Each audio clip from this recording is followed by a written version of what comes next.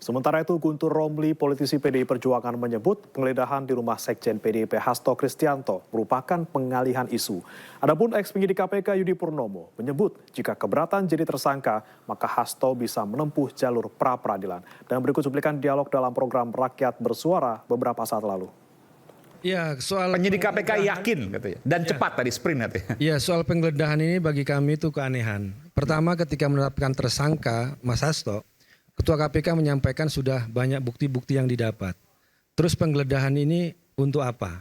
Kemudian disampaikan juga tadi, saya juga mengontak kuasa hukumnya Mas Hasto yang di sana. Juga KPK tidak menemukan suatu hal yang berarti. Baik, ini yang keanehan yang kedua. Jadi bagi kami ini adalah upaya hanya untuk pengalihan isu. Pengalihan isu. Pengisu karena pada hari ini juga ada aktivis anti korupsi LSM yang datang ke KPK. Ada Bung Rai, ada Mas Ubaidillah Badrun ya. Kan terkait dengan laporan OCCRP yang menyebut Jokowi sebagai salah satu finalis terkorup di dunia 2024. Saya kira ini yang patut diduga untuk mengalihkan isu tersebut.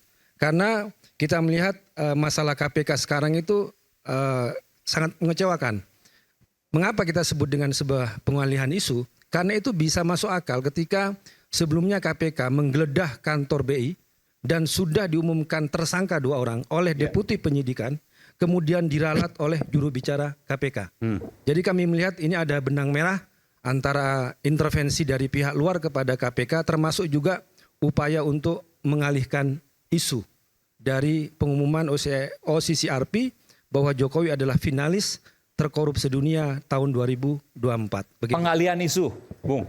Ya, saya pikir begini, harus diluruskan ya bahwa memang kasus karena kan berbeda-beda. Satgas yang menangani kasus BI berbeda, Satgas yang menangani kasus Pak Hasto berbeda, kemudian orang yang menerima laporan kalau yang tadi benar ada yang berbeda. Jadi semua punya tupoksi masing-masing.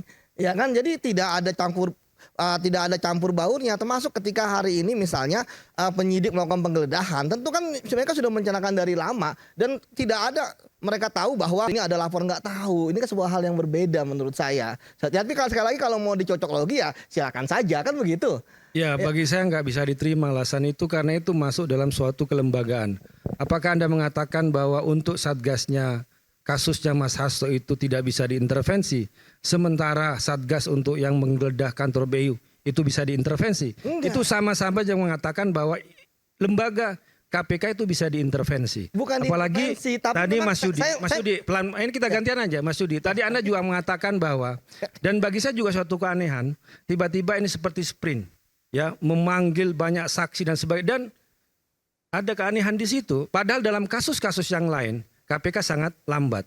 Termasuk tadi yang diadukan oleh Ubaidillah Badrun terkait dengan dugaan korupsi, kolusi, nepotisme, pencucian uang keluarganya Jokowi, ya, anaknya Jokowi. Itu kan sudah berapa kali dilaporkan dan tidak ada progres terkait hal itu. Termasuk juga apa lagi namanya?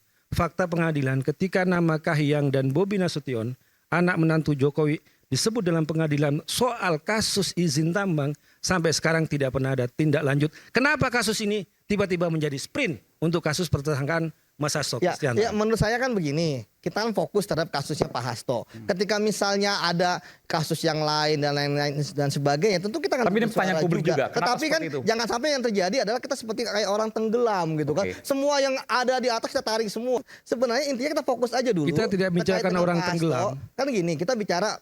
Jadi semua ditarik-tarik. Pak Guntur secara politik, saya pikir tidak masalah ya.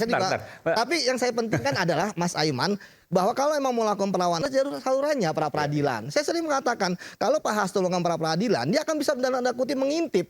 Saya nggak melihat Bang Guntur ya bahwa Pak Hasto mau melakukan pra peradilan. Padahal itu adalah perlawanan yang paling penting ya dibandingkan dengan misalnya pernyataan-pernyataan terkait dengan politik, video dan sebagainya. Saya disitulah sebenarnya krusialnya dan memantau kalau memang buktinya KPK nggak kuat, pasti saya bisa menganalisis wah ini nggak kuat.